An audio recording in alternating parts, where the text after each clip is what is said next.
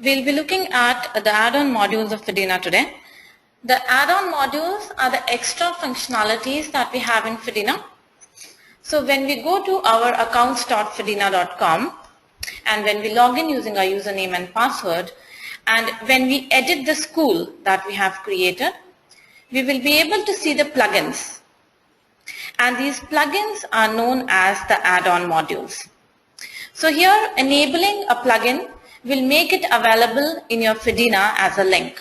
And we'll be able to do the associated functionality with all of these plugins if you enable them. So once we have enabled the data palette plugin, we will be able to see the dashboard in this form. So this box that you see here is known as a dashlet. And each of this dashlet is giving you some information about your institute as per the data entry that you have done in Fedena. You can manage these dashlets by going to Manage Dashlet. You can choose to see the information that you want to see when you log in your Fedena. So I've logged in as an admin currently. The same view will be available for the students and the parents and the employees as well, but the dashlets that they can manage will be lesser because they have less permissions as compared to the admin. So this is the UI that you get when you enable the data palette plugin or the add-on module in your school. Then we have the theme plugin. So once we go to administration settings, under general settings, we have option where we can select the theme and we can select the font. So this option is coming because I have enabled theme from here. So once I do that, I'll be able to select any color. We have all these options, and as well we can select the font from here. Then we have another plugin which is Moodle. Once you enable that, you will be able to integrate Moodle with your Fedena. So Moodle is a learning management system which can be integrated once you have installed it in one of the servers. That link to the server must be mentioned here. And the use of integrating Moodle would be that once all the users that you've entered in Fedena will have the same login to Moodle as well. So there is no need of multiple or different login to Moodle and Fedena. If we enable the mobile plugin from here, we will get a better view in mobile. So as per the UI of the mobile, the Fedena will configure itself. In mobile, lesser functionalities are available as of now. So we can see the events, teachers can mark the attendance. Then if we enable the gallery plugin from here, we'll be able to see gallery when we go to collaboration here. And using gallery as a gallery administrator or as a Fedena administrator, I'll be able to create a new category. So first I have to create a category. I can give the name to this category. For example, Teacher's Day. So these are the 4 categories that I've already created. And in each category, I'll be able to add a photo. And while adding this photo, I can give the name of the photo. I can choose to give option who all will be able to see this photo. So it can be employees, which I can select like this. It can be a batch as well, within which I can select the students. Then we have the OAuth plugin. So here, if we enable OAuth, we will be able to log in using Google account. But for doing this, we have to do one more setting, which is when we go to company, we have plugin settings here, and we have to do Google OAuth settings. For doing Google OAuth settings, we have a separate video. the link to which I'll be putting it in the description of this video. So you can refer to that video and you can generate a client key and client secret. And once this is done successfully and you have enabled OAuth as a plugin from here, you will get this option to sign in using your Google account. This account has to be same as it is mentioned in the profile of the user. So be it for the student, employee or the parent. Then we have another option which is OAuth to provider. Enabling this would allow you to integrate any application, any custom application with Fedena. So here when I go to administration settings, I'll be able to see manage client option. And here I'll be able to register that custom application with Fedena. So it is giving privilege or authorizing that third-party application to be able to use or modify Fedena database. To do that, we'll click on new. We'll give the name of the application. So a general example would be a biometric device that reads the attendance of the student. So if I want to integrate that application with Fedena, I'll be registering it first by coming to manage client, giving it the name, so the name of the application, any meaningful name, the URI. So the path where the application is installed. So that URI has to be mentioned and whether it is verified or authorized by Fedena or not. So if it is a trusted application, we can check this option of verified. And doing this, now this application will be able to modify Fedena database. For example, based on the biometric attendance can be modified. So if a student is absent, it will mark automatically the student absent in the attendance records. Otherwise, he will be present. So if such kind of changes have to be done automatically instead of manually doing it, we can write custom applications and integrate with Fedena. We also have some already written applications which you will find in marketplace.fedena.com. Then we have the app frame plugin. So here, if we enable app frame, it means that the same application, the same custom application, you also want to show to the users of Fedena. So let me show you another application that I have. So here I have created this application. I have given it a name sample. And here it can be a static application or a dynamic application, meaning that it may be just a view that you see, or it may be modifying Fedena data and showing you some reports. So this link will appear, which is apps, and I'll go to manage apps. And here I'll be able to create the frame of that application. So I'll click on new. I'll give the name of the application, the URL, so the first page, how it should be appearing to the users. And should it open inside the same app, inside Fedena, or should it open in a new tab? And then the client name can be mentioned here. So this is that name that we just created. And then who all should be able to view that report or that custom application frame. So we can check these options. And once we have done that, and when we click on the name, we will be able to see the corresponding data. So as per what that application is doing, it will show you that first page of the application. So this is for viewing the application. Then we have the big blue button which can be enabled from here. And once we enable it, we'll be able to see as collaborate under collaboration. So when you go to this site, which is bigbluebutton.org, you will be able to see the demo here, and the same way the big blue button will be appearing inside Fedena.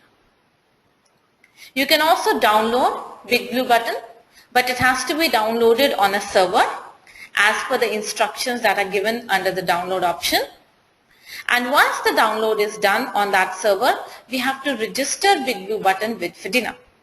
So we have to register that server. We'll be going to servers here and new server. So we'll give the name, any appropriate name, the URL and the salt ID as generated when you install Big Blue Button. So if you have installed Big Blue Button, you will be getting a salt ID and the same has to be mentioned here. So once we've registered this server, now we'll be able to create online meetings. So Big Blue Button is used when you want to do video conferencing using Fedena. So here we'll be giving the name of that meeting. We'll be selecting the server that we just registered. We'll be selecting the department. So who all should be able to participate in this meeting. And students can also be selected from here. And we can give the schedule, date and time. So when I log in as any of these participants, I'll be able to join the meeting when the time is there.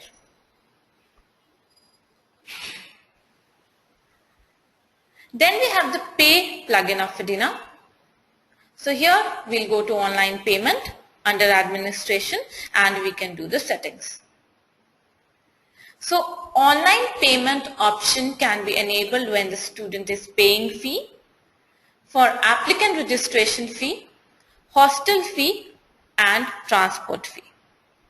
And the gateways that are supported are PayPal and Authorize.net along with InterSwitch for Nigerian clients. We can also enter the PayPal ID. If we get an account with PayPal, we'll get a PayPal ID and the currency code. If we get an account with Authorize.net, we can enter the merchant ID and the transaction password from here. Once we do that, now let's say we have scheduled any one of these fees. So I log in as the student or the parent of the student and I'll be getting an option to pay the fees. So when I go to my profile and under more, I will see fees and I can see that this is the fees that is applicable to me, which is unpaid. And I can see all the details here and pay fee option is coming because I have enabled online payment and I have selected the gateway to be PayPal, so I get an option to be able to pay using PayPal here.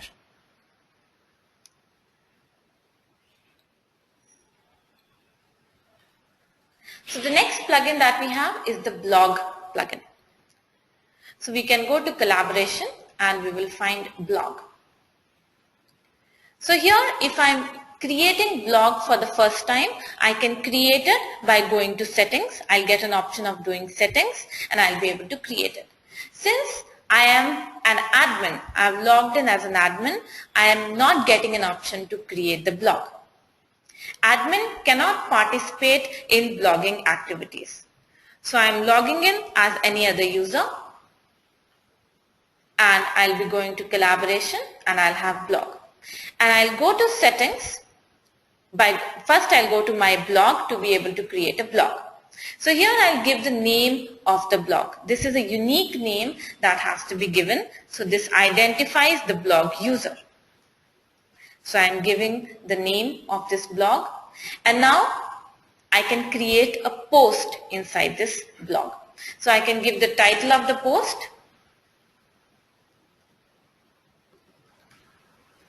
and I can mention some body.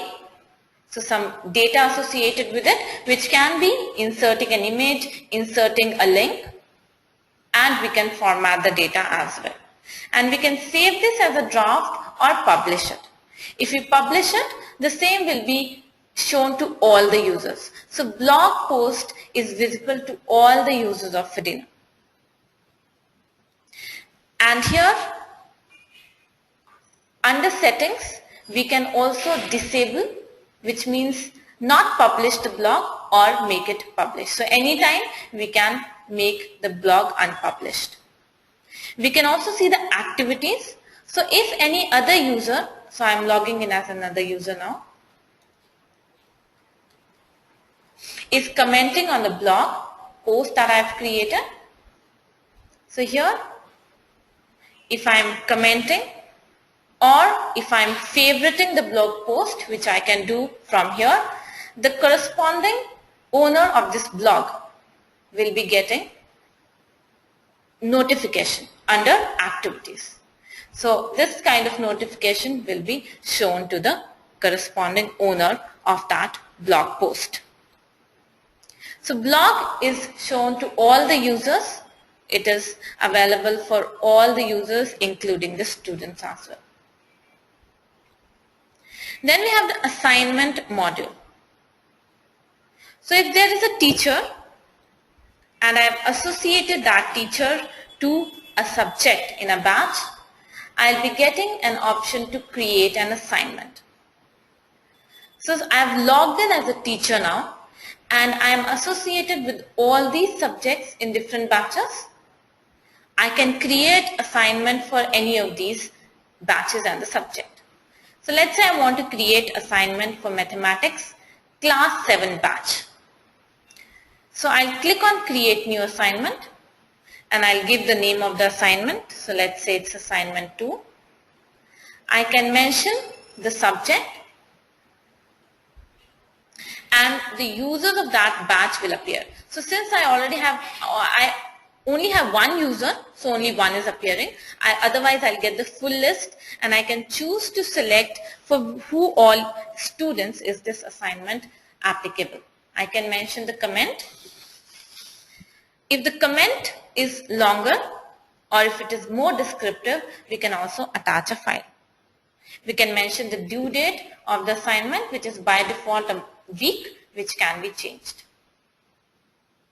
So once the assignment is created, now I am logging in as that student for whom the assignment is created. It can be one student or more than one as well. And this student, he will be able to go to academics, assignment, and he can see the assignment that is created for him.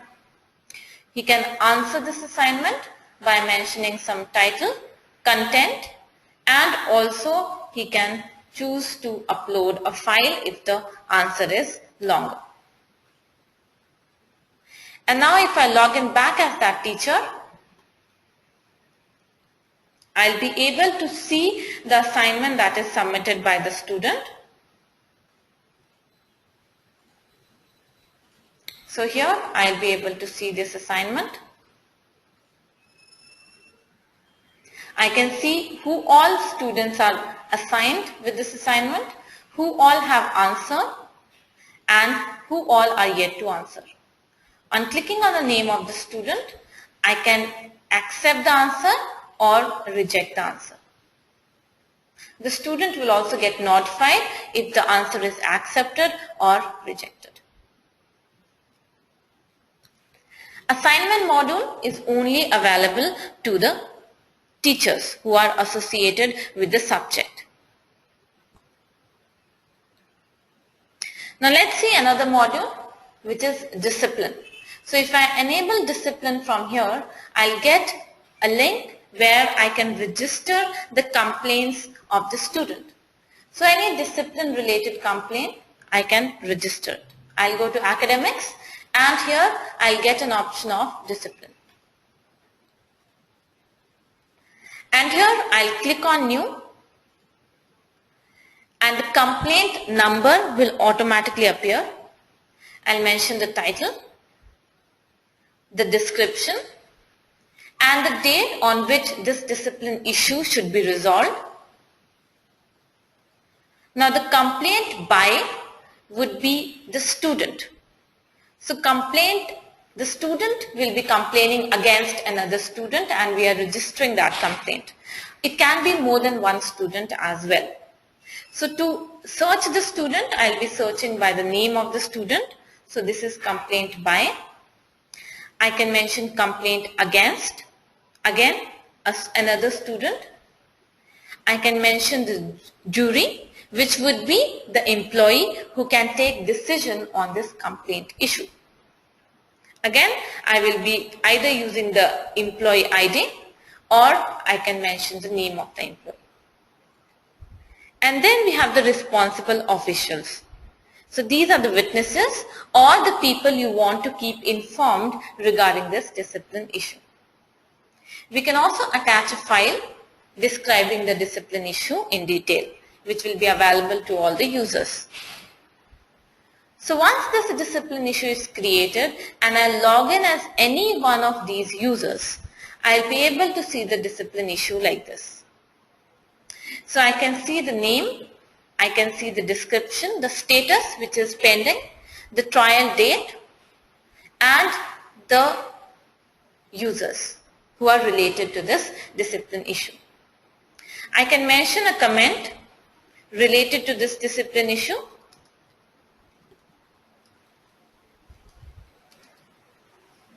And I can post the comment. We can also have replies to this comment. So other users can choose to reply to the comment which is put by any other user. And based on the comment, the jury can decide the resolution of this discipline issue. So if I log in as this employee or this employee, I'll be able to I'll get this option to close this discipline issue. Here I'll be mentioning the verdict, the details about the verdict, and who all are the convicted students. Then let's see the data management plugin now. So for that, we'll be enabling data management from here, and we'll be able to see data management when we go to data and reports. So data management is used when you want to manage any kind of data in your institute. For example, let's say you want to track the laptops that you have assigned to the employees. So you can create a new category. You can give it a name like, let's say, computer lab, and description, laptop allocated. And then you can create fields like employee ID, which is a text box. It can be a drop down and check boxes as well.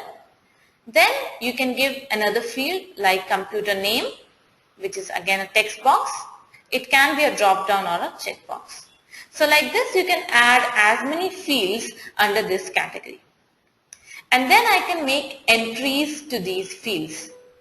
To make an entry, I'll go to this category which I just created and I'll click on new entry. And as per the fields that I've created, it is asking me the values against those fields. So I'll mention like this, and I'll mention the computer that is associated to this user. So like this, I've done a lot of entries already, and they appear like this. And I can maintain, I can edit any record at any time.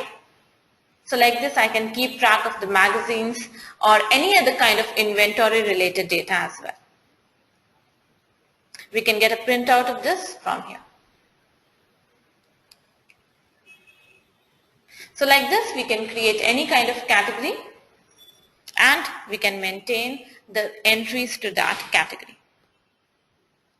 Then let's see some fees related modules. So here we have instant fee, which is one of the fees related plugin.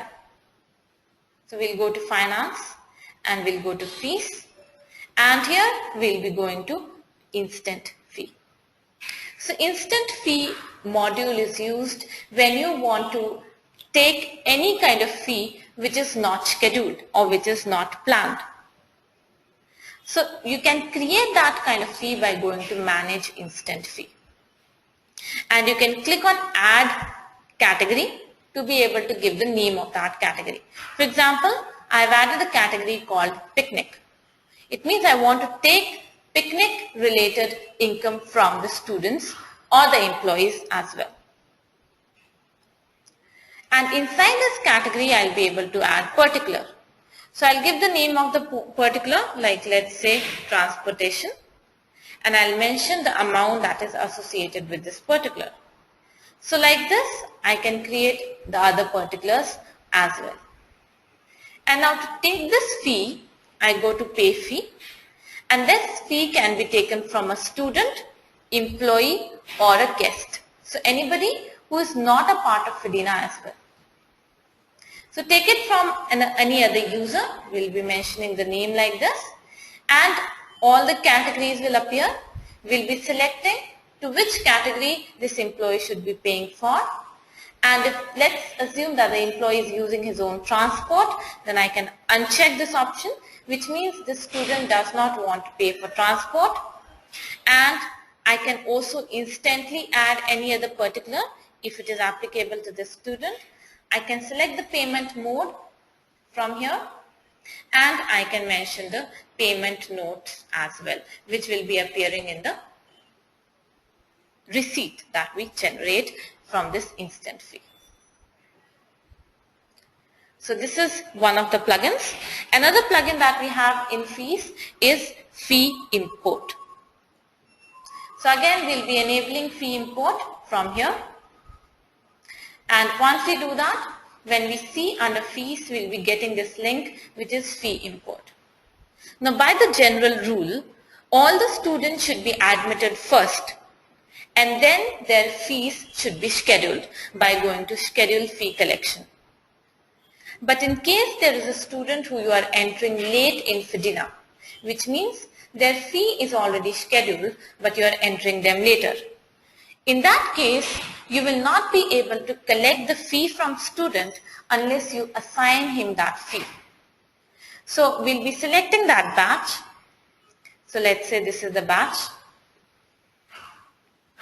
And we'll be selecting the new student that I have. So let me show you for a new student. So let's say for this student, he's a new student. For all the other students, these fees that we have created will be coming as checked. But for this student, since he's a new student, he is not getting these options of the fee collection. So we'll be checking these and assigning it to the student. And once we have done this, then only we'll be able to collect the fees from this student. So fee import is used when there are new students that you admit to a batch after you have created the fee collection for that batch.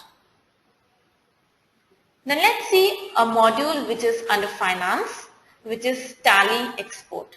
For that, we have to enable this plugin tally export from here. And this link will appear. So Tally is a financial software that is used by the institutions to maintain the transactions, the ledgers related to the financial transactions. Now we can sync all the transactions that we are doing in Fedena with Tally. Now for that, we have to first install Tally on a server. And once we do that, we'll be mentioning the IP of that server along with the port number here in general settings. And then we can enable live sync. Live sync would mean that whenever you are doing a transaction in Fedena, the same would get reflected in Tally at the same time. If you want it to happen, you can enable this and you can mention the live sync start date. Otherwise, you can also use manual sync options. So when you go to Tally export, you have this option of manual sync. You can set the duration here. So within this duration, what all transactions you have done in Fedena related to fees, related to salary and so on, the same will get in sync with the Tally server that you have given in the general settings. So you can schedule it here, and on this date on which you are scheduling, all the transactions within this duration will get sync in Tally. Other way of sync is bulk export as well.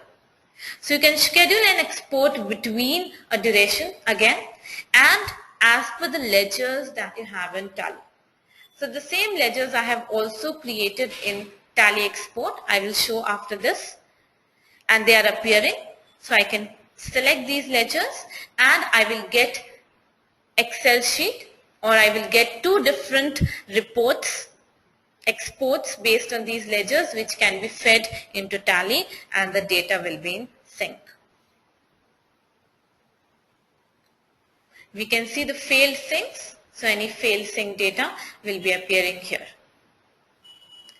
And now We can set the organization or the company. So as the name that you have in Tally, the same name must be given here. So we can set that company name. We can set the voucher. So again, the voucher that you have in Tally, the same can be mentioned here. So it can be payment or receipt or any other voucher. We have the account. Again, the same account name as you have in Tally. And then the ledgers. So these have to be created by going to create ledger. And you have to give the name of the ledger. Again, it has to be same as it is in Tally. You can select the company, voucher type, and the account which are associated with this ledger. And the transaction categories appear on the right. We can choose to select which transaction category is associated with this kind of ledger. So here it means that whenever a salary is approved in Fedena, it will get saved in the employee salary ledger. We can have more than one transaction category associated to a ledger as well. So like this, I've created another ledger which is for student fee. So I've checked this transaction category. So whenever I collect fees from the student in Fedena, I'll be able to see the same under student fee ledger in Tally. So like this, we can create multiple ledgers. So let's see another plugin now, which is poll. So we'll be enabling poll from here. And once we do that, we'll be able to see the same under collaboration. So poll is used when you want to take opinion from the users of Fedena. We can select the target users to be employees or students. So here we'll click on new poll. We'll give the title of the poll.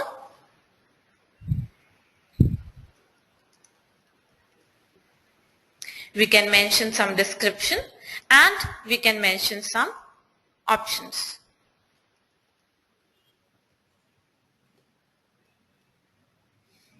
If we want the target users to be able to enter their own answer besides these, so we can select this option. And if we want this poll to be open to the users, we can make it open from here. And then we can select the batches or the departments, it means the students and the employees for whom this poll is applicable. So once I've created this poll, I'll be logging in as any one of the users for whom the poll is applicable.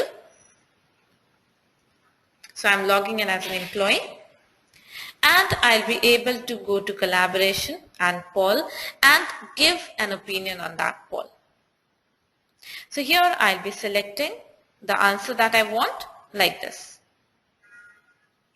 I can also select another kind of answer, which means that if I log in, let's say if I'm logging in as another user, since I've already marked my answer for that option, I'm not able to edit it. So I'm logging in as another user and I'll be going to poll and I'll be able to write my own answer from here.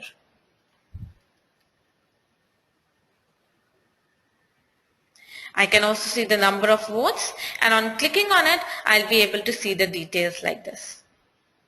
So it shows the analysis of the poll as well. Then let's see another module which is placement. So again, we can enable placement from here and we'll be able to see the placement module by going to academics. Placement is used generally by the colleges or the universities where the companies come and recruit the students for job. So we can announce a placement, we can invite the students for the placement, approve their registrations, the students will be able to give interviews, tests, and then we can declare result in Fedena. So we'll be mentioning the placement by giving the name as placement drive like this. We can give the name of the company here. And in the description, we can mention the job description. And then we can invite students for this placement. So we can select the batch So let's say this is the batch for whom this placement drive is applicable. I can select the students. If there are multiple batches, I can again select the batch and select the students. And I can invite them. So now I log in as one of the students for whom the placement drive is applicable or who was invited. And I'll be able to apply for this kind of placement event. So for that, I'll be going to collaboration and under placement, academics, and here under placement, I'll be able to see the placement that is applicable to me, view the invitation and apply for the placement. And to the person who created the placement, he'll be able to approve this application of placement. So here, when I click on the placement, I'll be able to see the registrations. So all the users will appear and the ones who have applied, for them I will get an option to approve or reject the registration. And once I approve the registration, the student can attend this placement. So here he'll be getting an option of attended. So on the day of placement, I'll be able to mark the student attended and I can declare the result of the placement as well. So once I mark it attended, I'll get here an option to approve placement. And once I click on it, the student will be notified that he is recruited for that particular job.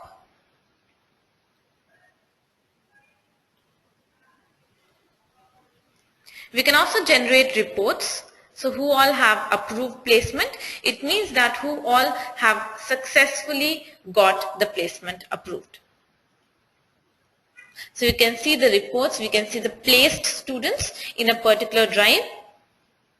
So here if I select existing drive and if I want to see the placed students, it will show me this report. So these are the students for which I have approved the placement after they have attended the placement. Another module that we have is task. So here we can enable task and the same, once we enable it, we'll be able to see the same by going to collaboration. So here I'll get an option of task and here as a task administrator, which means anyone with task management privilege, or as a Fedena administrator, I'll be able to create a task which I can assign it to the students or to the employees. For example, as a head of department, if you want to give some report submission for the employees, you can create such kind of task here. So I'm giving it a name, let's say report completion for the month of March 2015. I can mention the description and if the description is longer or if there is a file or a template that this employee should be filling in, we can choose that file from here. And now we'll be selecting the department. So to which all employees is this report submission applicable to? We can select batch as well in case it is another kind of task that a teacher is assigning to student, and we can select the start and the end date of this task as well.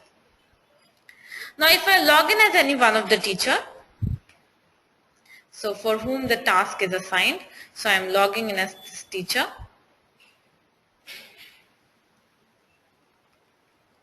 And I'll be able to see this task under collaboration. So this is the task that is assigned to me. And I can post an update if I am completed with the task. I can also choose to attach a file with the filled in template. If there is a file that was attached by the owner of this task, I can also download that and view it. I can also see the other users to whom this kind of task is assigned. So once I have completed this or I want to post any update regarding this, the same update will be available to the owner of this task. So here when I go to collaboration, I'll be able to see the details of this task like this. So any updates can be seen. If this employee has attached any file, that can also be viewed. And then we can mark this task as completed if all the employees have completed this task to whom it was assigned. And once this task is completed, it will also show to the corresponding users. Then let's see the discussion plugin. So here we can enable discussion plugin. And once we do that, we'll be able to see the same when we go to collaboration. So here we can create discussion group and we can post activities on that discussion group. So we'll click on create group and we'll give the name of the group, like let's say Spanish learning, and the participants of the group can be selected. So it can be a set of teachers, it can be a set of students as well. And once we create that group, and when the logged in user will be able to see his own groups here. Since I am part of 4 groups, so it is showing me all the 4 groups. I can see the members, so all the participants of this group, and I can also share a post with these members. So now the post that I am creating here will be only shared with these members and not all the users like blog. I can mention the post.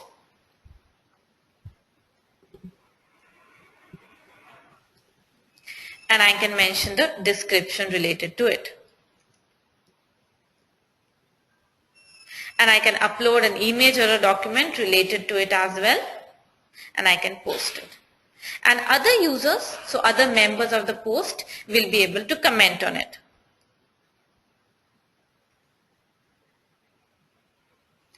So unlike blog, discussion is applicable for few members, only for few target users. Blog is also having posts and comments, but it is for all the users. Let's see another module, which is document manager. So that will become available when you select doc manager from your accounts panel. And here you can see document manager by going to collaboration.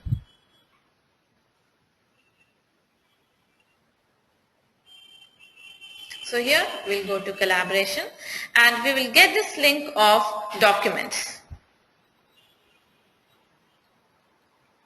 And here we'll get an option if I am a document manager administrator, which means any employee with document manager plugin, I'll be able to create and share documents, folders.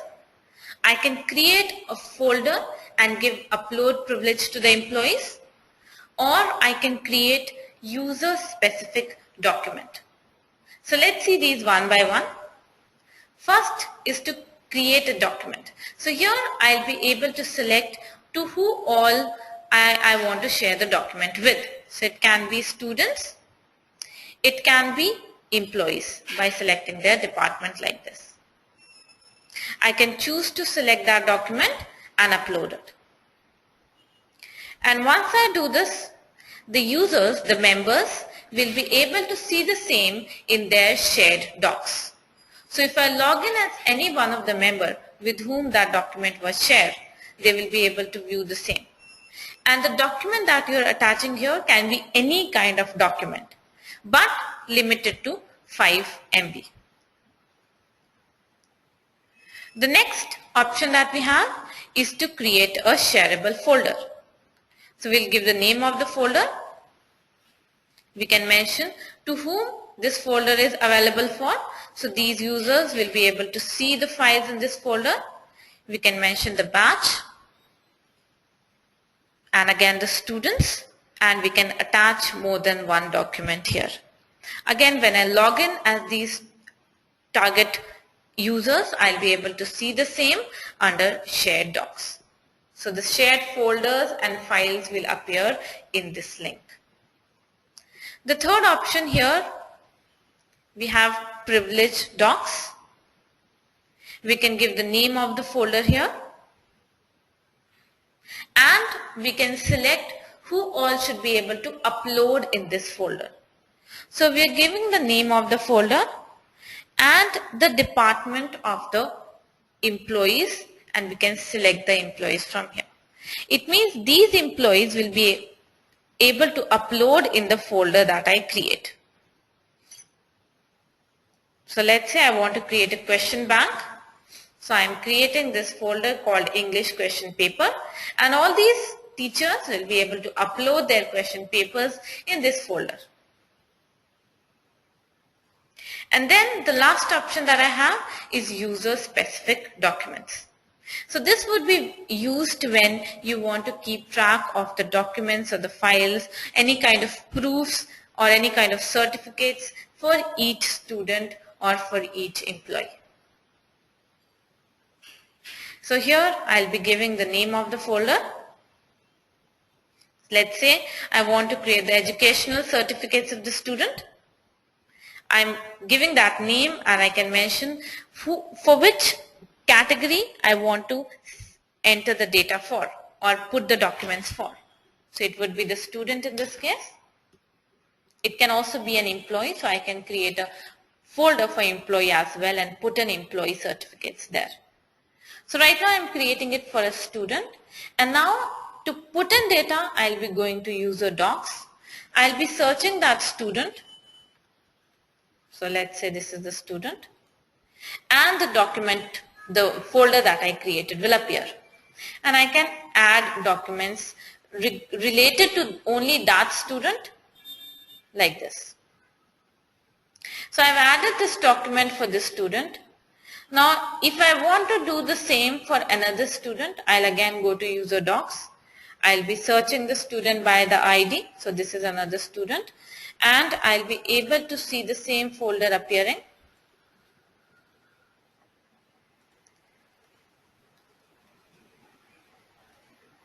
So I can click on the folder name, and you can see this folder is empty for this student. So the folder is different for each student. So we can add file related to this student here. So like this we can keep a record of the files or any kind of certificates or any kind of data which is related to the students. We can do the same for the employee as well. So this is regarding the document manager plugin. Now let's see the Google Doc plugin. Now again we have to enable Google Doc from here. So this is that option, and once we do that we'll be able to see under collaboration Google Docs.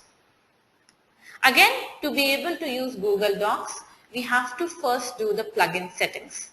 So when we go to school, we have option here under company, plugin settings, and Google OAuth settings must be done, similar to the case of OAuth.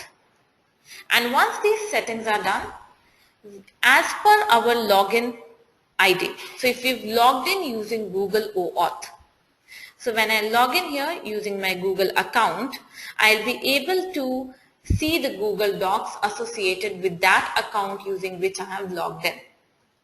So when I go to collaboration, Google Docs, so this is the Google Drive that it shows. So as per the data that I have in Google Drive, it shows me all these details. If I delete a file from here, the same will get deleted from my Google Drive. If I upload a file here, the same will be shown in my Google Drive. So it is in sync with the Google Drive of the ID using which you have logged in Fedena using the Google account. If you upload a document here, the same will be available in your Gmail Drive as well. Let's see another module now, which is email. Again, to enable email, we'll be having an option here of email alert. We can check this option, and once we do that, we'll be able to see email under collaboration. And here the first step is to see the settings. So this is where email alert settings are done, meaning that automatic email will be sent to the personal IDs as per the option that you see and as per the user that you see.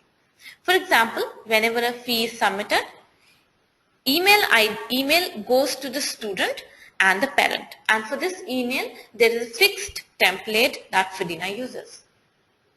So the email will be going to the student and the parent. You can choose to select or unselect as per to whom you want to send this email.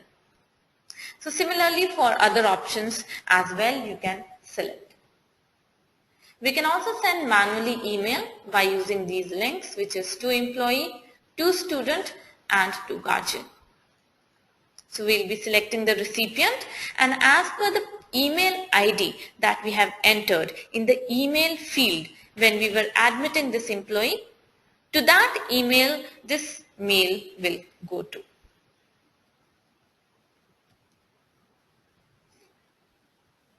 We can do the same for the guardians or the parents or the students, sorry. And also we get unsubscription list. So the student will get an option where he can unsubscribe himself from the mail that we are going to send him. So from the all alert emails. So if a student is unsubscribing, the admin will be able to track the same here. So this is about the email alert plugin. Let's see the data export plugin now.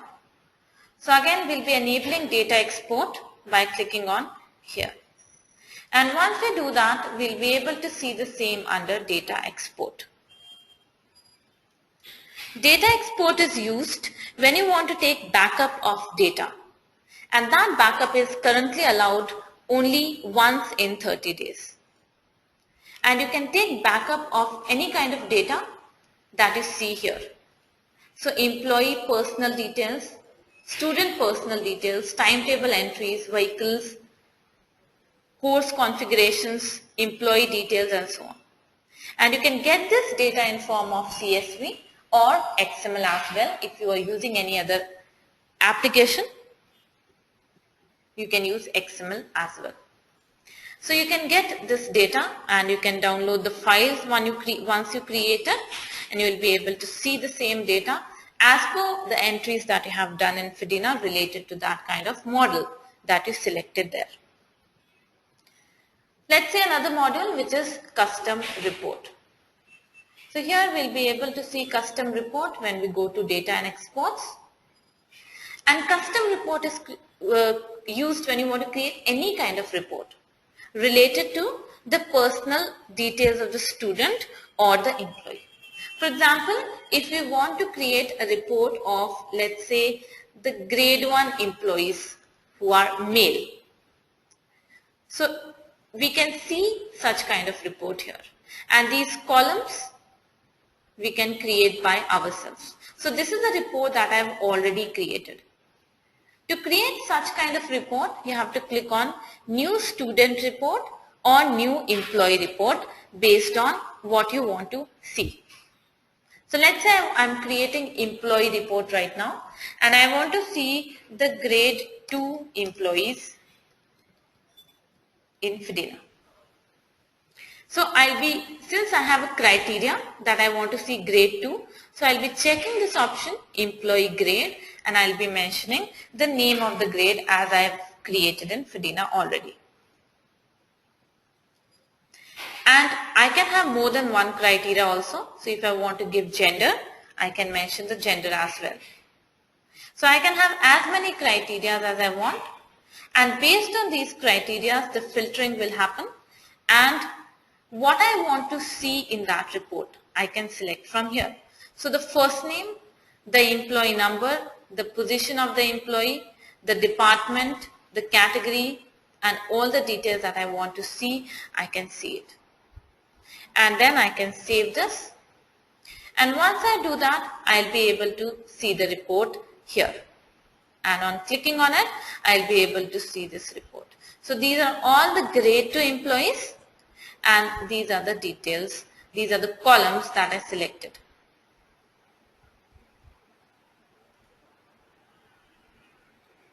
So any number of such reports can be created. We can have the same kind of report for student. So based on the criteria of their personal details, we can check those criteria here, fill in the matching data and select the columns that we want to see.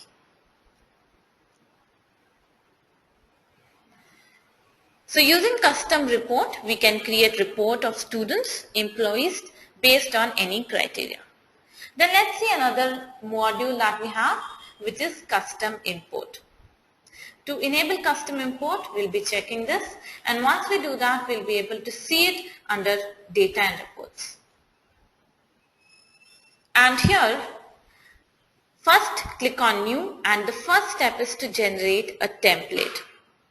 So in case you are already using Excel sheet to feed in data in Fedena, you have to modify that Excel sheet as per the template that the Fedena will give you and feed it in Fedena then. So we'll be giving a name of the template here. So let's say I want a template for student admission, and I can mention here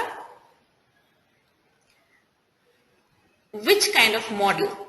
So not only for student admission, I can get a template for any of these options. So it can be for employee admission, parent details of the student, attendance records of the student, and so on. So for all these details, we can get a different template in each of these models. Currently, let's say we want to do it for student.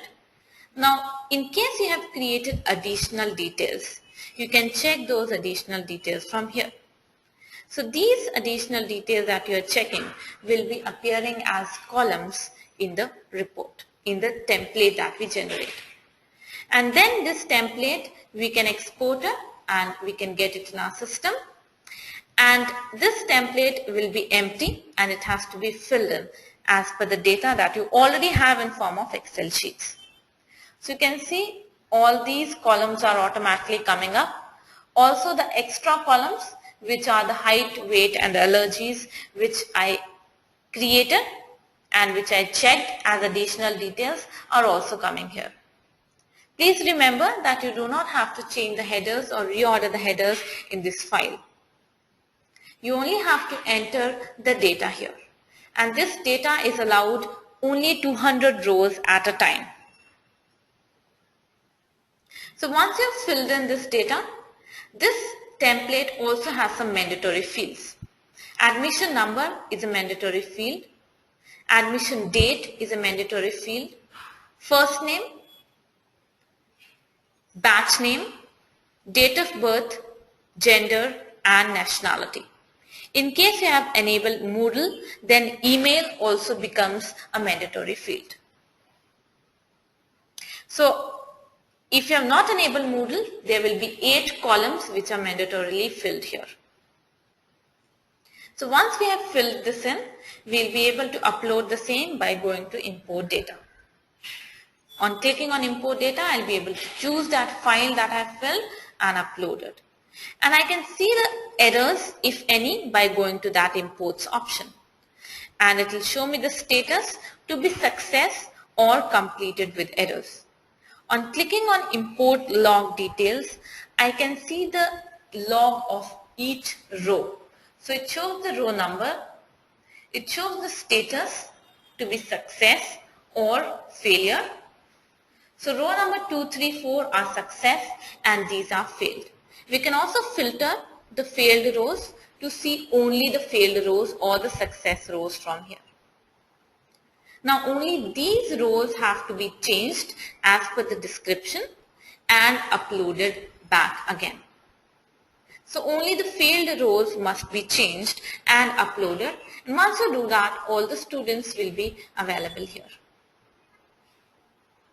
So similarly, you can create you can create data, you can put in data for employee admission or any other kind of model for which you generated the template.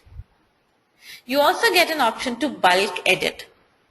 It means for the students who you already have in Fedena, if you want to change any other kind of data for them besides their admission number, you can again use the same template put in the admission numbers that are already there here, and change any other kind of data here. So it will perform an update by searching these admission numbers. So this is about custom import add-on module. Now let's see another module, which is applicant registration. Now here, for the applicant registration module, we will go into academics and applicant registration. This module is used when you want the prospective students to be able to apply for any kind of program that you're offering them, any kind of course or program. So as an administrator, I first have to create a course, or I first have to make a course open for registration. So I'll be able to do that for the existing courses. So I'll be able to add a course by clicking on add course. I'll be selecting the batch. So let's say this is the batch that I want to give the option to. I'll be selecting the score. So this is the last attended institute final score. So if there is any qualifying score that you want to mention, you can mention it here. The admin will get an option to either bypass the checking of the score or approve or reject the application based on the score.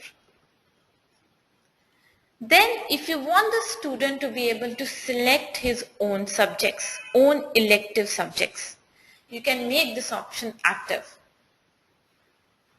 In that case, you can make maximum electives and minimum electives. It means how many electives, how many subjects, the optional subjects the student will be able to select from. So minimum 1 and maximum 3. And you can also take amount based on each elective subject. So if you have set the amount for each subject, you can make it active, and based on the subject that the student will be selecting, the amount will get added. In case you make the subject based registration inactive, you will be able to select, you will be able to enter, let's say I am making it inactive here. I can mention the minimum score and I'll be able to enter the fixed amount here. So always this is the amount that each applicant must be paying. So this is irrespective of the subject now, because subject based registration is inactive. Then we can also have a PIN system enabled. PIN system is an extra or additional security for the students to be able to apply. So only to the students for whom you give the PIN will be able to see the registration form and apply using it. So not all the students will be able to apply in this case. But if we enable the PIN system, we'll have to generate the PINs as well. So that would be the next step now. If you want the admin to be able to approve the application forms before the students are admitted, you can make it active. You can also have additional fields which you want to ask from the student in his admission form. Also, if you want the student to be able to attach documents and those documents should be transferred to his profile when he is admitted in Fedena, you can check this option.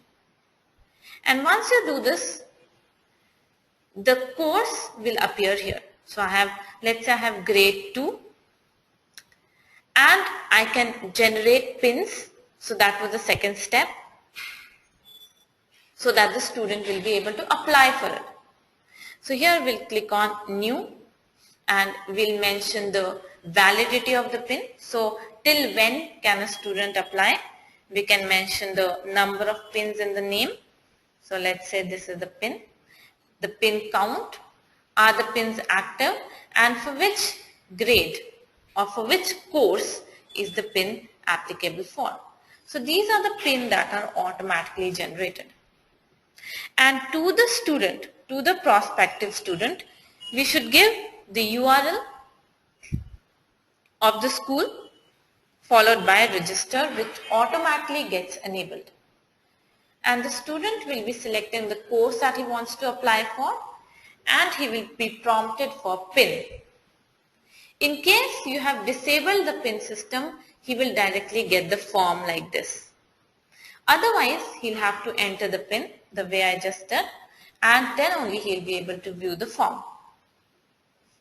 And then he can enter the details, all the details here. He can also select the elective. So we've set minimum 1 and maximum 3 elective.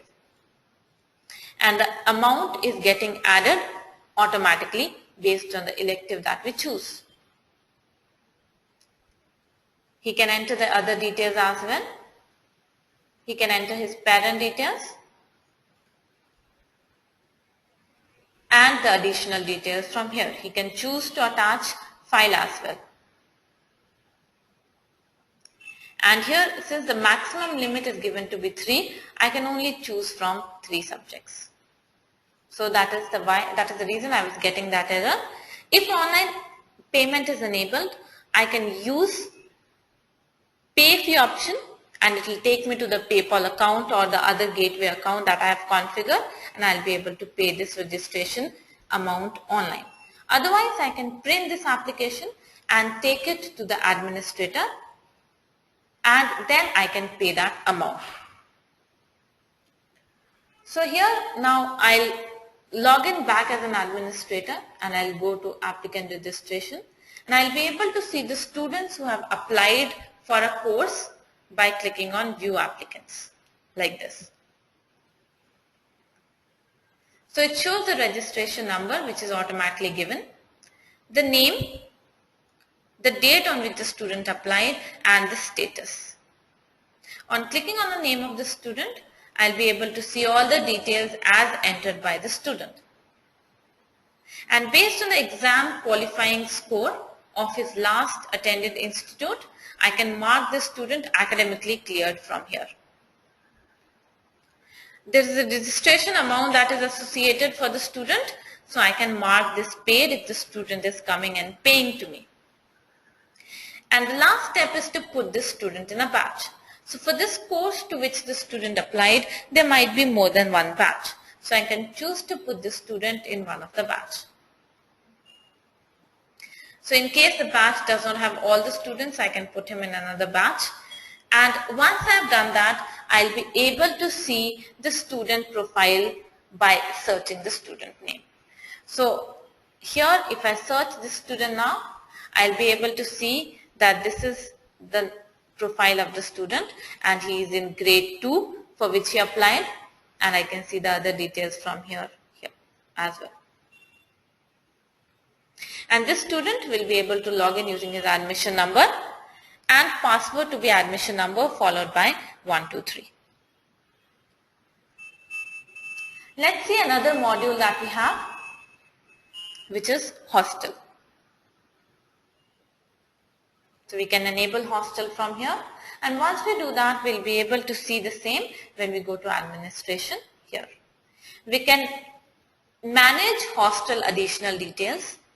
So once we are creating the hostel, we can have additional details associated with it. For example, this is the additional detail that I've created, total number of rooms.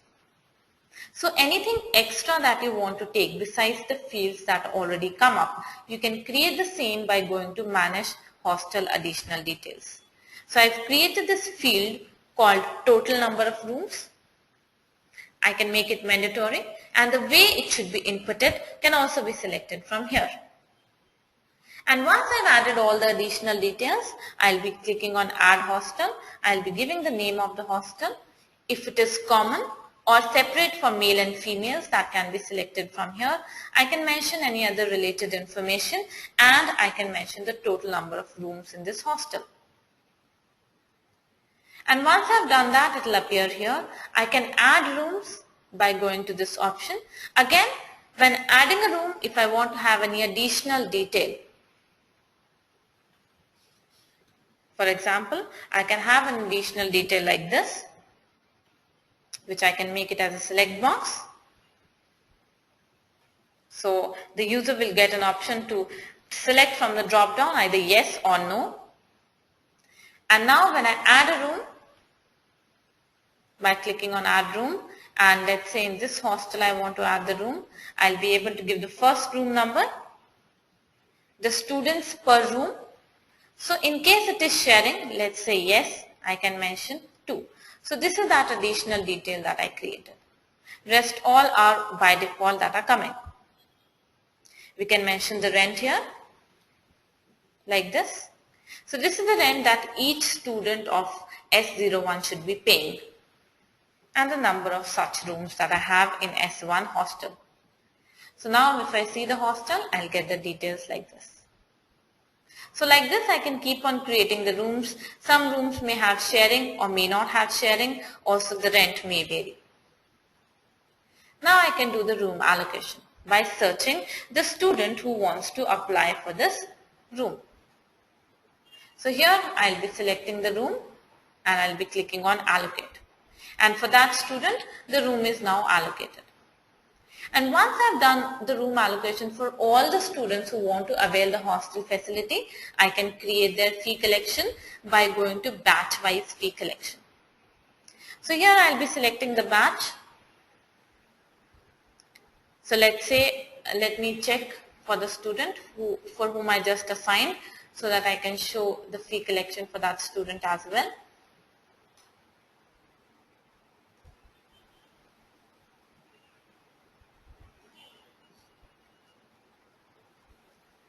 So this student for whom I assigned, this student belongs to C9A 2015.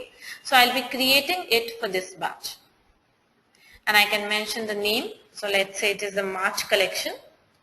So the rent that is mentioned there, it has to be either monthly or weekly or any particular duration. Accordingly, the fee collection has to be created. And once we create it, now we'll be able to collect the fee from the student by going to hostel fee pay or pay student hostel fee.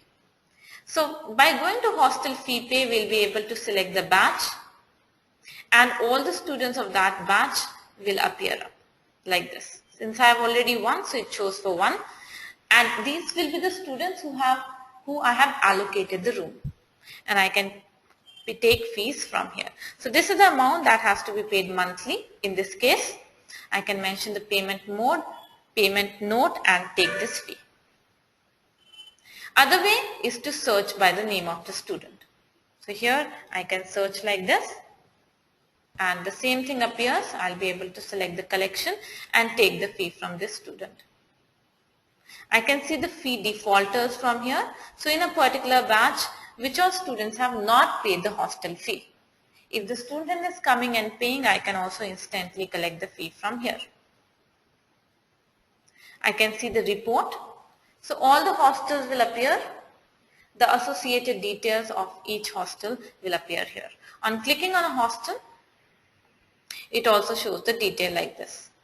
So the total number of rooms, the available rooms also appear. So on clicking on this,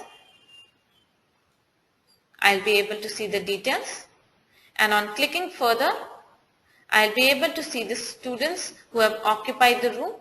I can change the student or vacate this room. So change can be done to any other student, and I can also vacate the room.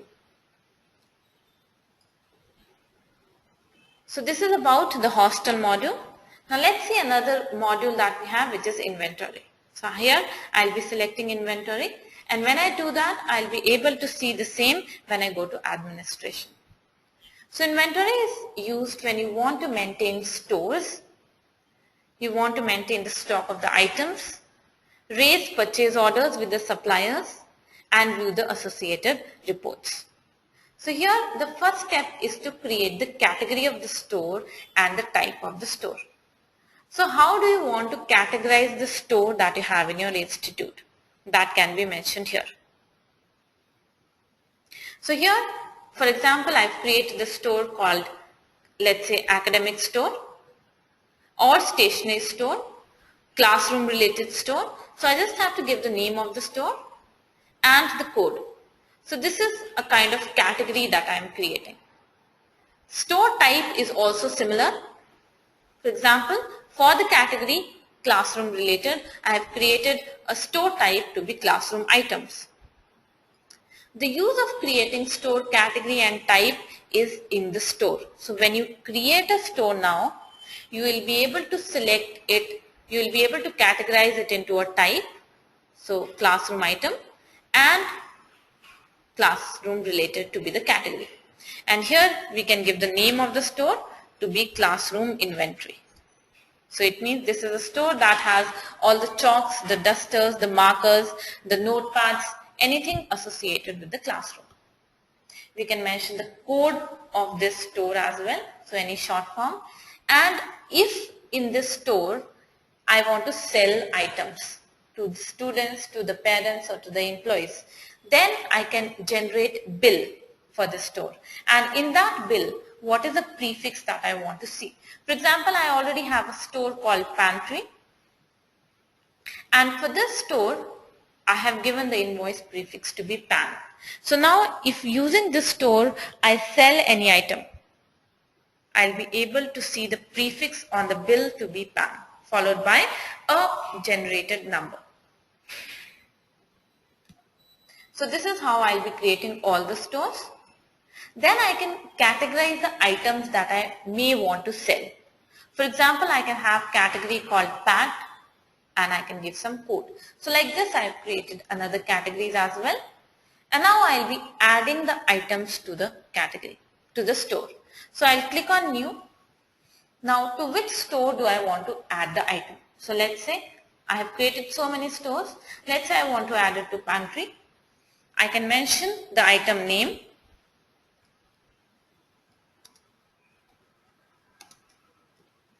I can mention the code, the quantity of such items. So we can mention the stock of this item, which will be initially available in the store. We can mention the unit price. If when we bought these items any tax was charged, we can mention that, and we can mention the lot number. So if the item came in any lot number, so when the supplier will be supplying the item, he will be giving a lot number to that supply. So that has to be mentioned here. And if these items are sellable, we can check it, and then we need to put them in a category like this. And now if we select that store, I will be able to see all the items that I have put in this store. I have already put in some 13 items, so they are already coming here. So this is the new item that I have just put in. It shows the details. So anytime the quantity can be tracked by looking at the store here. I also have this store called classroom inventory, which has chalks, dusters, and markers. And the quantity of chalks is 900. So like this, I can enter items. Now, I can also raise an indent. So if I'm the employee, if I'm a teacher, and I want to have chalks or markers or dusters or anything for which the employee should not be charged for. So for non-sellable items, the employee can raise indent. And for the employee to be able to raise indent, he should be having a privilege called inventory basics. So when you create that employee, you should be able to assign that privilege to the employee. So the second important prerequisite for the employee to be able to raise indent is he should be having a manager, because the indent has to be approved by the manager. So I'll be going to indents and I'll be clicking on new to raise a new indent. Indent number will automatically appear. I'll be selecting the store from which I want the item, and I'll be mentioning the description. I can select the item that I want. The available quantity automatically comes up, and I'll mention the required quantity. Also the other details come up. I can add more than one item that I want to request for. And the manager of the employee who has created this request will be able to approve it. So now let's assume I have logged in as the manager of this employee who created this. So I'll be able to see and accept this pending request. So I can click on accept and I can issue it or reject it. Once it is approved, I'll be able to see the same when I go to store item. So I can see the quantity to be reduced to 800 because now the indent was approved and the items were issued to the employee who requested for it. Then as a store manager, I can raise purchase order with the supplier. Now for that, first we have to create a supplier type. For example, we might have a supplier who is giving stationery to the school or the institute. So I can just give a name stationery supplier. And I can also give the details of the supplier by going to supplier option here. So here I'll click on new and I'll be asked for the name of the supplier, the type of the supplier as we created, his contact details, address, tax information number and all other details. So these can be filled in so that we can refer to it at any point. And now as a store manager, I want to maintain the quantity of the items that I have. So I have the chalks that have got reduced to 800. But I want to maintain the quantity to be 900. So I will raise a purchase order with the supplier.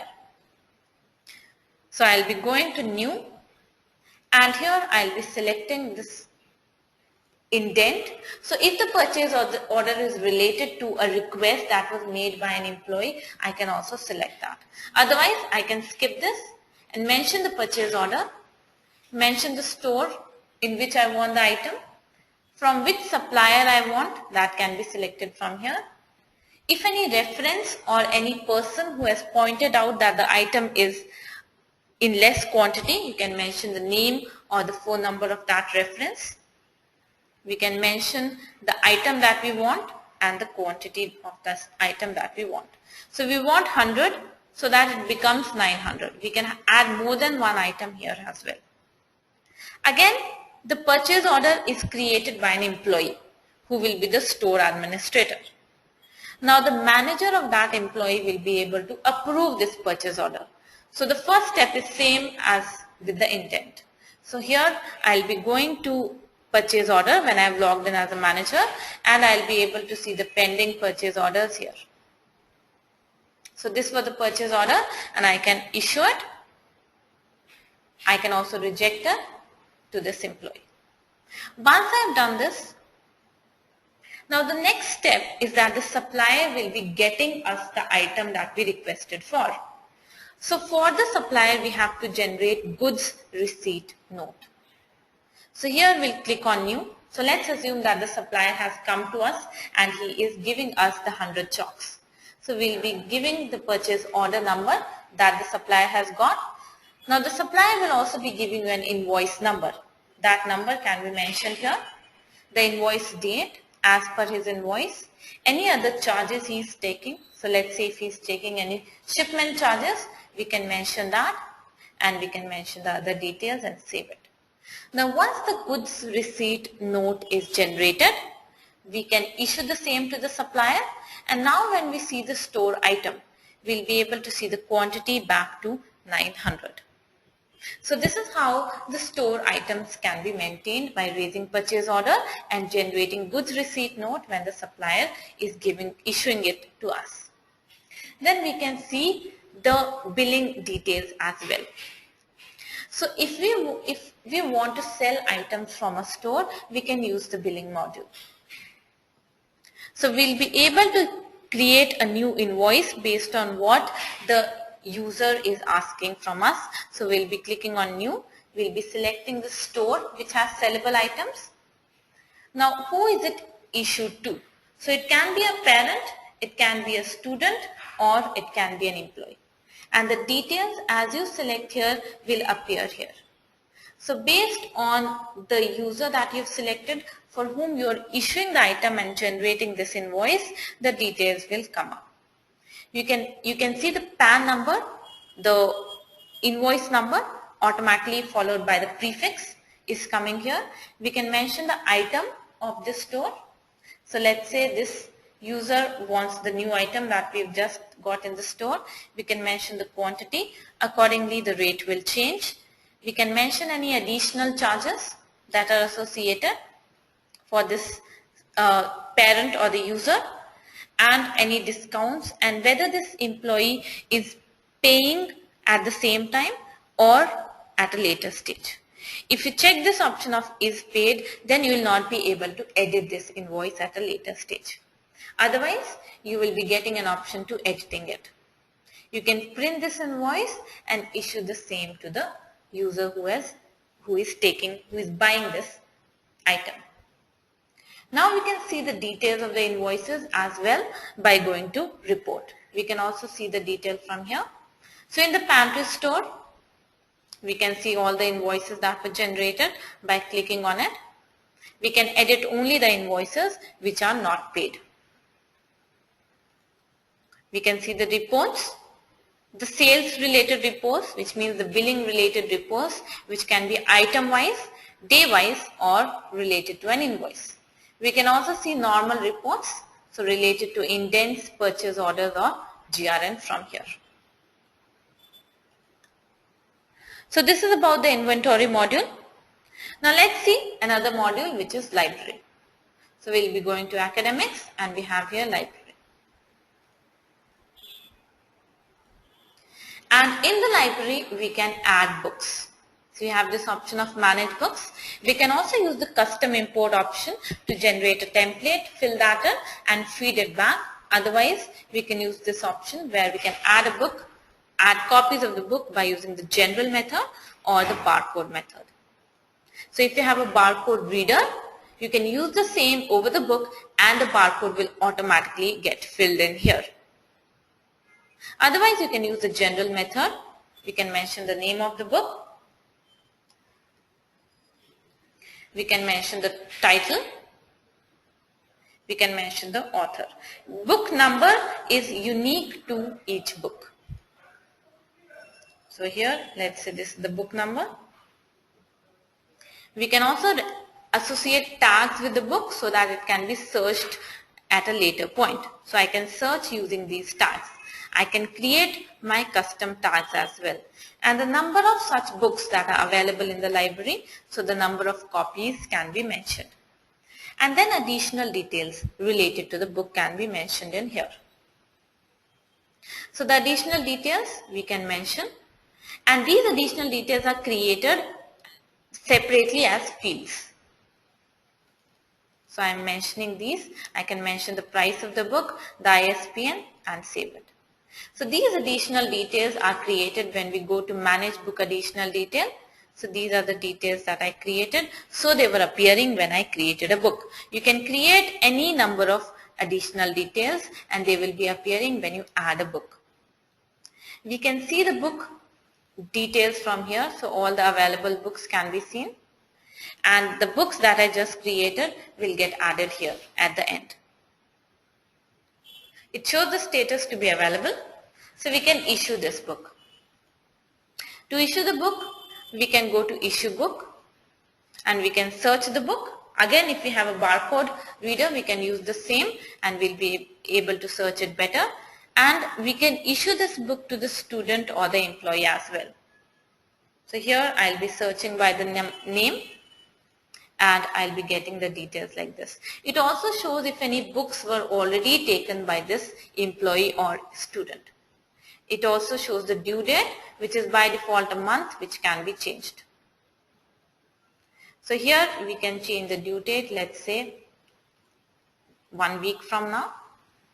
And the book is issued to the employee or the student. We can search a book here by all these options that we have.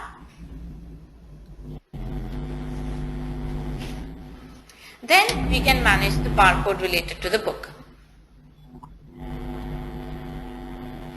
So here, if while entering the book, we did not mention the barcode, we can also mention it right now by entering the barcodes here. So it will make our search and any other library related activities easier. Then we can renew the book.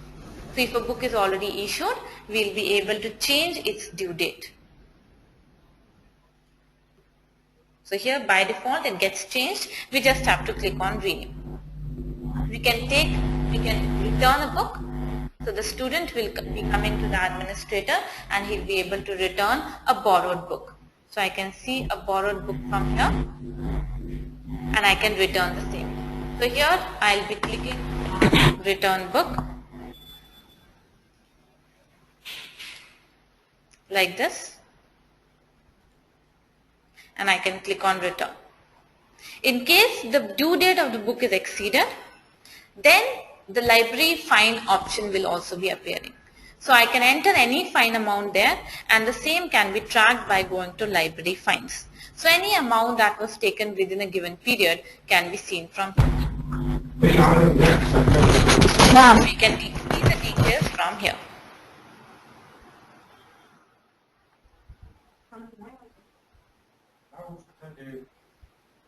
We can manage the tags. So all the tags that are associated with the books will appear. We can view the tag books from here. We can edit the tags or delete them as well. For editing a tag, we have to click on it and we'll be able to give it a different name. We can see the movement log. So all the books that have been issued today or that are due today for this particular date, not only today, any particular date, we can see it.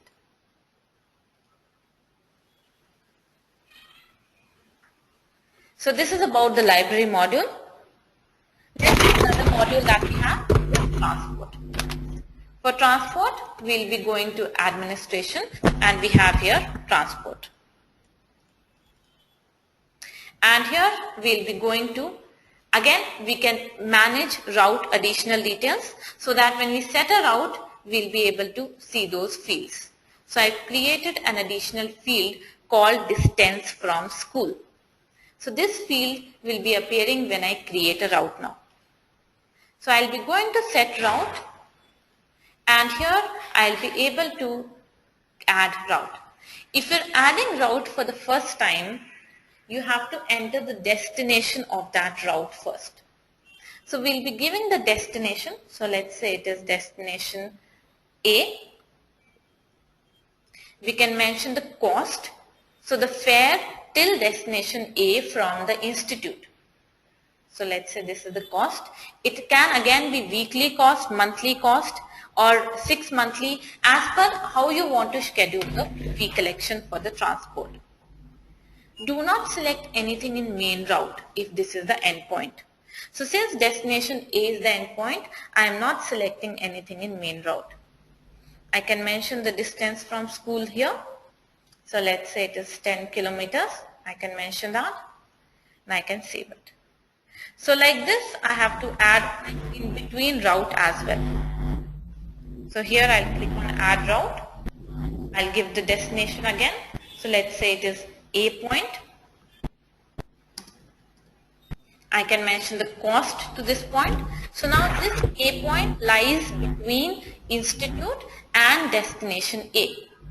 So the cost is lesser and I have to select what is the endpoint. So destination A. I can mention the distance from school. So let's say it is 2 kilometers. So like this, I'll be creating all the routes. Once I have done that, I'll be able to create vehicle. So the vehicle that will be following that route. Again, for this vehicle, I can give additional details by going to manage vehicle additional detail.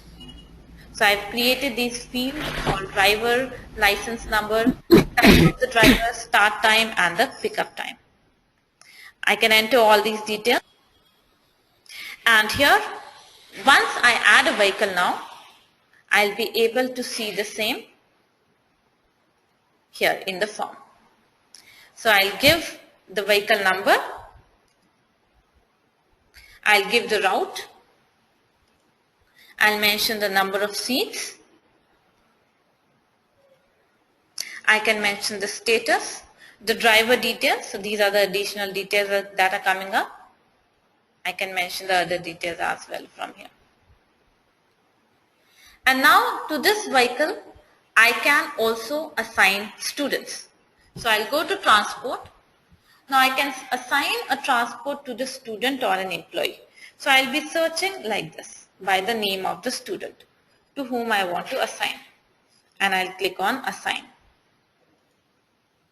So here I'll be selecting the last point. So to which route is the student going? And in this route, when is it going to get down? So is it destination A or is it a between point? So I can mention that here. So if a student is getting down at the last point, I'll be selecting this. Otherwise, I'll be selecting the in-between route that I've created. And the fare will automatically come up, which can be edited at any point. So like this, I'll be able to select the vehicle for each student. So I also have to select vehicle here. So like this, I'll be assigning it. And now I'll be able to schedule transport fee. So this is similar to what we did for hostel as well. So I'll be selecting the batch and I'll be giving the name of the transport fee. So let's say it is March transport collection. If I want to include the employees who have assigned, then I can check this option and this fee will also be applicable to those employees. Now to collect the fee, I'll be using the option of pay fees for that employee, for that student. Since I have assigned it to a student, I can check the details like this and I can take this fee from the student. I can mention the payment node and the payment note as well. I can see the list of defaulters. So the students who have not paid the transport fee will appear here. I can view the report for each vehicle. When I click on the name of the vehicle, it will show me the passengers that have occupied the vehicle. So it shows the details like this. The type of the passenger, the fare that they'll be paying. We can get a CSV of this as well. Let's see another module now, which is the last module, which is form builder. So here for form builder, we'll be enabling this option of form builder. We'll be able to create private, public and feedback forms using form builder option. For that, we'll be going to collaboration and we have forms option. And here the first step is to create a form template. Let me first show you how a form template will look like. So let's say this is the form template. We can ask the users to enter in form of text box, radio buttons, drop downs or checkboxes. So this is the kind of form that I've created. It can be a public form, it can be a private form or a feedback form. To create such kind of form, first we have to create a template. So here I'll be giving the name of the template. So let's say I'm giving the name to be employee satisfaction as the name of the template, and now this form is currently blank. So I can choose what is the field that I want. So if I want a single line text, I'll be dropping it here. So I've dragged it and dropped it. On clicking on it, I'll be able to see settings come up here. I can make this field mandatory, and here I'll be mentioning something like this. So this is the field. I can also give some description. And now the user will be able to enter in this. So currently I'm just creating a template, but once this template is available to use, the user will be able to enter it here, the value here. So like this, I can again create another field. Again, and I click on the field, I'll be able to make it mandatory. I can give some label.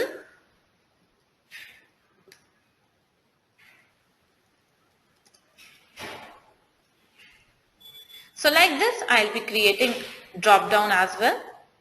So again, I'll be clicking on it. I can make it mandatory. I can give an option here. I can give option and I can assign a weight to that option. So a weight is something that is associated with the option. So if an option is more correct, we can give it a more weightage. So based on the correctness of the option, we can assign it weightage here. This weightage can be any number, but the more the weightage, the more correct or the right the option is. We can add more than one options as well, like this. So like this, once I've created this template, I can save this template for a later use, or I can instantly use the template as well. So this template I've already created. Once I click on Save Template, it will become available under Form Templates. So here I'll be able to see it. I can edit the template at any point, and I'll get an option to delete only when I have not used this template. Since I've already used it, so I'm not getting an option to delete this template. I can only deactivate it. So let's say I want to use this template now. Now the template that I created can be used in form of a feedback form, in form of a public form, or a private form. So I can choose to make it a feedback form which is public or private, or I can choose to make it only a public or a private form. So here I'll be giving the name of the form. So let's say it is Employee Satisfaction Survey Part 2, and let's say it is a private form. I can also make it public. If I make it public, it will not ask me the target users. If I make it private, it will ask me to who all employees is this form applicable form, and to who all batch students is this form applicable form. And this form can also be filled in by the parents. So here I can choose to select students, parents, or both. And now I can also mention if this form is editable. It means that once I put in my answer, if I've logged in as any one of these target users, and if I filled in this form, will I be able to edit it? So if you want to give that option, you can check it. If you want the same user to multiply submit the form, you can check this as well. So here I'll be able to, once I've done this, I'll be able to log in as that particular person. So let me log in as this employee for whom I've created this form.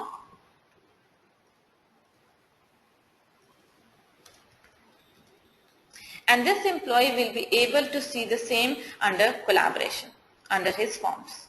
So he'll be able to see the form that I just created for him, and he can enter the data to this like this. He can select all these, he can fill in this form, and he can submit his response. He can edit his response at any time because we've given the option editable. Otherwise, he will not be able to edit the form. So this can be done by any user for whom the form was created. This is a private form, so it will not be available for all the users. So he can view his response, only his response will be available, and he can edit it at any point here. And as the person who created the form, so as an administrator, I'll be able to see the forms, results of the form by going to Manage Forms. So here I can click on it and I'll be able to see the responses as given by the participants. So I have this form for which I have 4 responses. I can also see the response by a field. So if I want to see the people who have given, let's say, compensation to employees as 10, as a rating of 10, so I'll be getting the number of rows to be 2. So I can also create criteria like this based on a particular field. I can choose more than one field as well here, like this.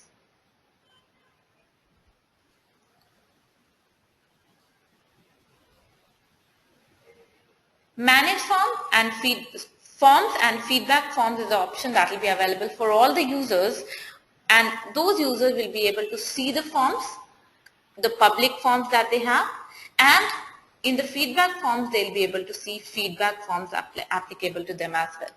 So when I use a template and make it a feedback form like this, if I check this option, let's say I'm creating this employee satisfaction survey part 1 feedback as the name of the form. I'm checking this option. I want to make it a feedback form. And now this feedback form can be targeted to the people. It means, let's say you want to take feedback of the teachers of a class. Then you can check this option, feedback for selected people. And who are those people? So we can select that from here. So let's say we want to make it for these 2 teachers.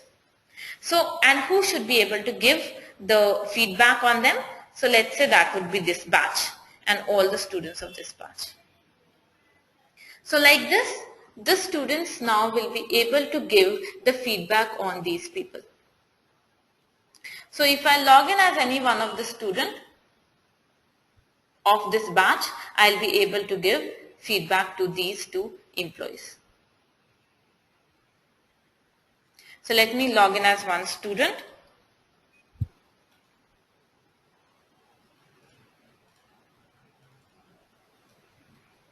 If I've already given the feedback, I'll not be able to modify it because that option is not there for the feedback form. So here under collaboration, I'll be able to see the feedback forms and I can see the one that is applicable to me. I can click on it and here I can select the target. So if only one employee is selected, I'll be able to select that and enter the feedback related to that employee. So this is that target. So this is the recipient of the feedback.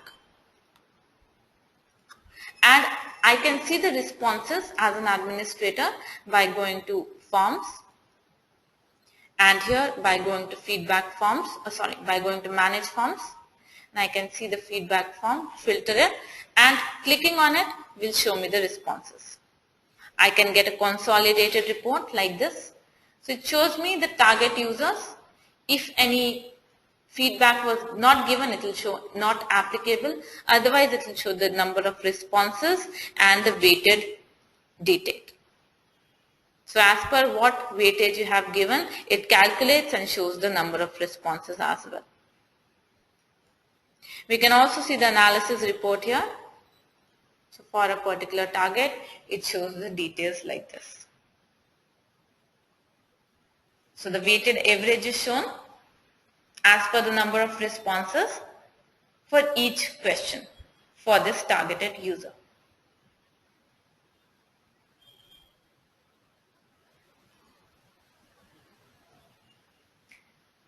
So this is about the form builder plugin that we have in Fedena.